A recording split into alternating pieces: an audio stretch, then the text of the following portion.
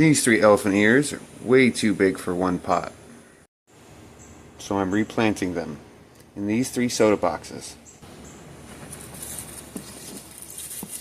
Gently squeeze apart.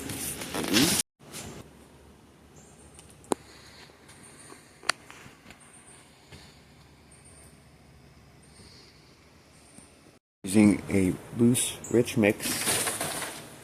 Elephant ears love staying moist, not soggy. These soda boxes are temporary homes until they're strong enough for the ground.